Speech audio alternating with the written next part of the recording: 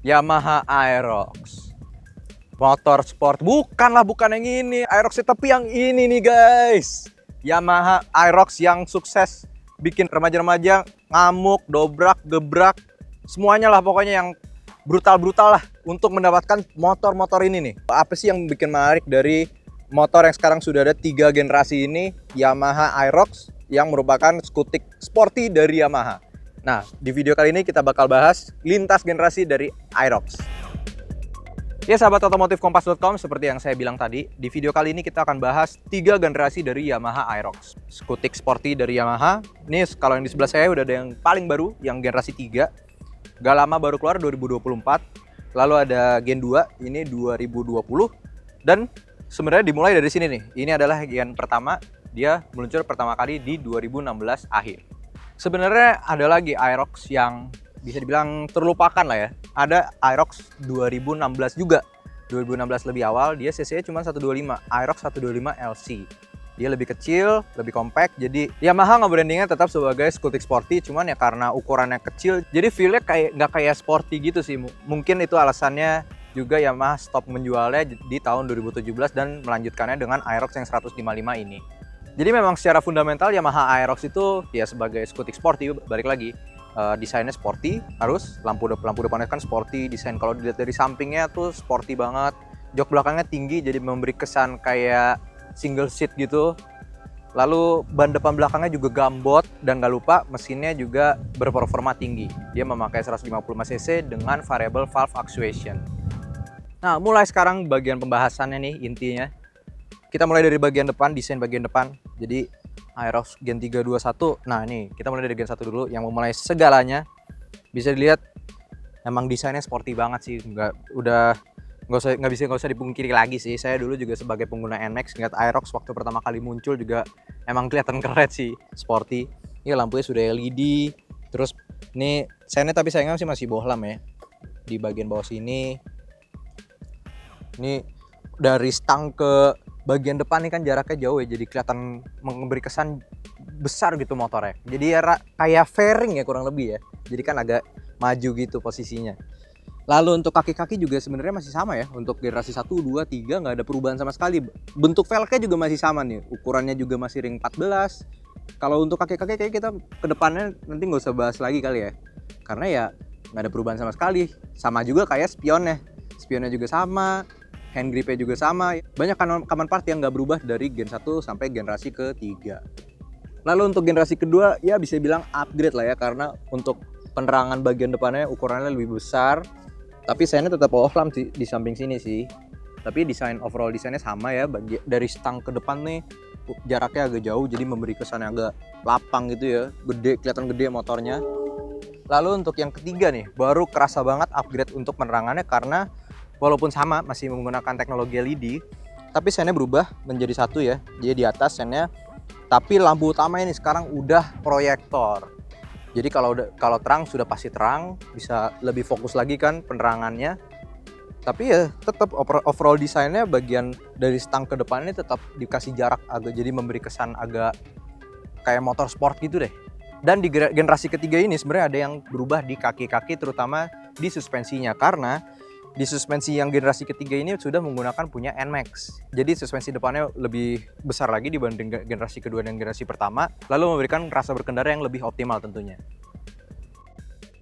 Lanjut ke bagian sampingnya, bisa kalian lihat nih. Bagian sampingnya kayak dikasih siluet delta box ala-ala Yamaha kan. Jadi kelihatan kayak ada rangkanya, tapi ini ya plastik doang sih. Lalu di belakangnya kan bagian jok belakangnya lebih tinggi gitu, jadi memberi kesan single seater kan ala-ala motor sport. Tapi ini motor Matic Sport ala Yamaha. Lalu untuk suspensinya, kalau yang di sebelah sini yang generasi 1 yang tipe paling rendah kebetulan, jadi makanya suspensinya belum ada tabungnya. Kalau di generasi pertama tuh ada, kalau nggak salah ada 3 varian ya, ada yang biasa, ada yang R, ada yang keyless yang paling tinggi. Nah itu yang ada tabungnya yang tipe R. Lalu untuk generasi kedua, di yang sebelah saya ini yang warnanya Cyber City nih, kayak yang generasi ketiga. Warnanya kan ngejreng, warnanya macam-macam kayak bunglon gitu. Kalau yang ini Cyber City juga belum ada suspensinya, belum ada tabungnya. Tapi di Cyber City generasi ketiga dia udah dapat suspensi tabung. Tapi untuk bagian joknya yang menurut saya agak unik ya, di generasi pertama ini menurut saya kulitnya, terutama kulitnya ini yang paling optimal karena di bagian pengendaranya ini ada keset-kesetnya gitu.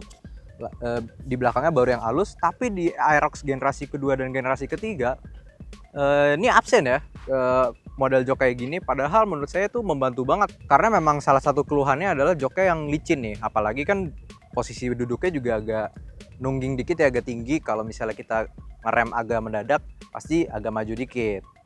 Nah itu kalau menurut saya kekurangan di generasi kedua dan generasi ketiga. Lalu untuk speedometernya nih, Aerox generasi pertama tuh waktu keluar udah beda banget ya. Karena waktu itu di lininya Yamaha kan cuman NMAX untuk maxi skuternya. Lalu lawannya juga waktu itu apa? PCX. Waktu itu belum ada Vario 160. Jadi speedometer Aerox ini fresh banget, ada RPM-nya, terus speedonya juga ukurannya besar. Data yang ditampilkan juga lengkap, jadi teman-teman nggak usah pasang voltmeter lagi karena sudah ada secara bawaan. Lalu untuk generasi kedua sebenarnya masih sama ya secara dasar ya, masih negatif display tapi mungkin dibikin lebih manis aja ya tampilannya ya. Lalu untuk yang generasi ketiga, tapi yang tipe standar ya, dia tetap masih negatif display, tampilannya juga dipermanis lagi, tapi posisi speedometernya dibikin lebih tegak lagi nih. Mungkin karena banyak kasus ya waktu itu ya, di generasi pertama banyak yang LCD-nya itu sunburn bahasanya, karena sering ditinggal di matahari jadi putih semua layarnya. Jadi di dalam speedometer tuh ada lapisan gitu, lapisan polarized. Nah itu lama-lama dia kalah ya, tapi tetap bisa direparasi sih. Nah gejala sunburn ini tetap ada di generasi kedua walaupun jauh lebih sedikit kasusnya, dan mudah-mudahan hilang total kasus ini di generasi ketiga ini. Apalagi di generasi ketiga ini yang tipe tertingginya speedometernya juga sudah full TFT ya. Udah bisa baca map segala. Pokoknya speedometer yang lebih canggih dan lebih lengkap. 3 generasi Aerox ini ada tempat penyimpanannya. Bedanya untuk generasi pertama dan generasi kedua ini masih lighter. Lalu di generasi ketiga dia udah dapat USB Type A. Selain laci di depan, bagasi Aerox di 3 generasi ini ukurannya sama ya, 24,5 liter. Perbedaannya sih gak banyak ya, mungkin harus jeli dikit karena di generasi ketiga ini ada jendolan-jendolan, ada 2 jendolan ya lebih tepatnya di bagian depan nih. Kayaknya sih karena throttle bodinya sama untuk generasi kedua dan generasi ketiga, jadi ada jendolan dikit yang di generasi satu nih nggak ada. Lalu untuk generasi ketiga ini ada tambahan 1 jendolan lagi yang posisinya ada di dekat radiator. Tapi padahal kalau dilihat radiatornya sama dengan generasi kedua ya, nggak tahu nih kenapa dibikin jendolan ya kayak gini. Sedangkan mesin yang mentenagai Aerox, Yamaha Aerox dari 3 generasi ini semuanya sama, mesinnya 155 cc, sudah VVA. Bedanya sama NMAX, dia ada di gear rasionya. Karena dia skutik sporty, dibikin tarikan awalnya lebih nendang lagi nih. Karena kan kalau NMAX kan buat jarak jauh lah peruntukannya lah ya. Kalau di generasi ke-1 ini 155 cc ya sudah dapat silent starter dan tentunya berpendingin cairan. Lalu di Aerox generasi kedua ini mesinnya mengikuti NMAX generasi kedua juga ya. Ada penambahan performa dari tenaga, dari torsi, terus filter udaranya juga makin besar untuk mengikuti perubahan performa tadi. Karena untuk pistonnya dia menggunakan piston yang sama dengan R15. Jadi ada peningkatan rasio kompresi juga, menghasilkan tenaga yang lebih besar lagi dibandingkan generasi pertama. Dan yang generasi ketiga ini baru yang full, bisa dibilang full change ya, all new lah mesinnya. Karena sudah, kalau yang tipe tertinggi kan udah ada YECVT-nya juga. Tapi kalau untuk yang tipe bawah ini, dia tensionernya sudah berubah. Kalau generasi pertama dan generasi kedua masih pakai rantai, kalau di generasi ketiga ini sudah pakai hidrolis tensionernya. Di generasi ketiga ini, di rem belakangnya sudah mendapatkan rem cakram. Ini sangat berpengaruh banget untuk rasa berkendara karena menambah safety juga tentunya.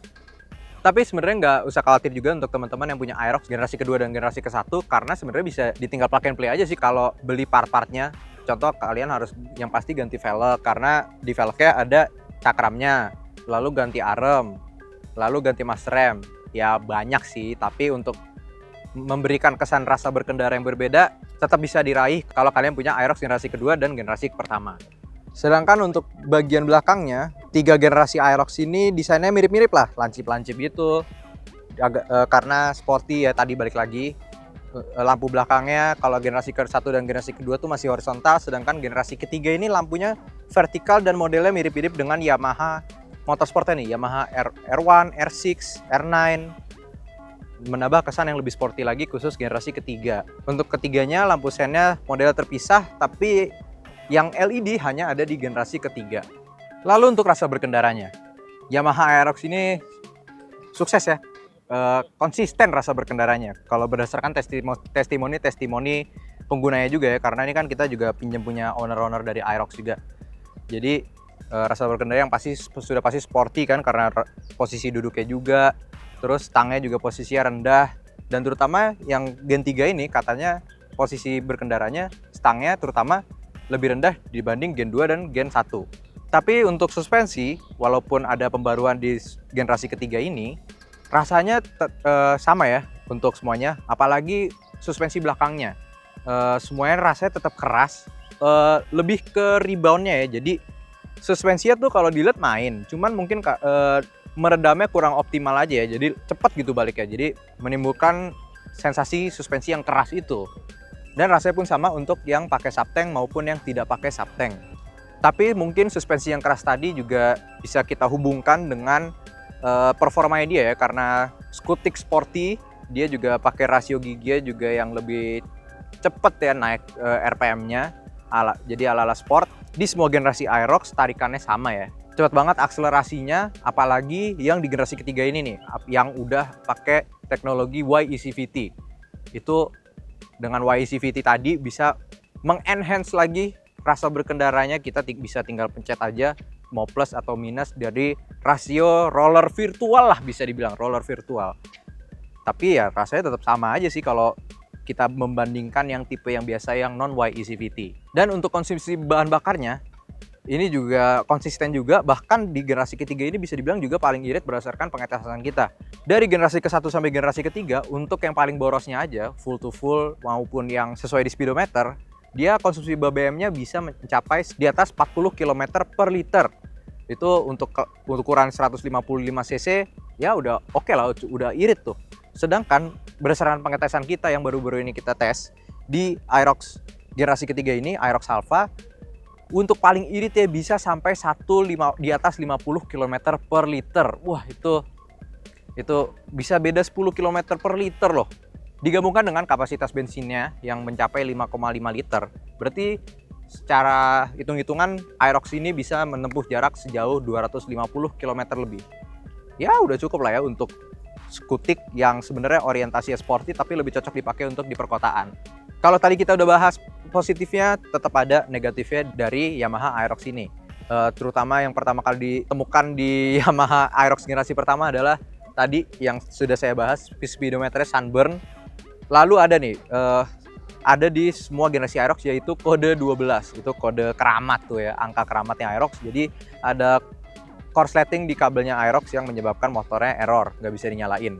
Di generasi 1 banyak, di generasi kedua tetap ada, dan di generasi ketiga ini juga sebenarnya ada, tetap ditemukan beberapa error tersebut. Lalu ada masalah khusus di generasi kedua, yaitu Y-Connect. Jadi walaupun Y-Connect merupakan fitur yang good to have, nice to have, ya, jadi bisa lihat status motornya dari handphone kalian, tapi ada masalah yang ditemukan waktu itu, perangkat Y-Connect ini mengkuras aki. Jadi menyebabkan balik lagi motornya nggak bisa nyala lagi. Udah ada kode 12, terus masalah Y-Connect tadi. Ini kalau bisa, berarti kalau kita lihat-lihat sebenarnya paling banyak masalah Aerox ini di Gen 2 ya. Kalau di Gen 3 ini sih kita belum menemukan masalah tadi yang Y-Connect ini nih sejauh ini ya.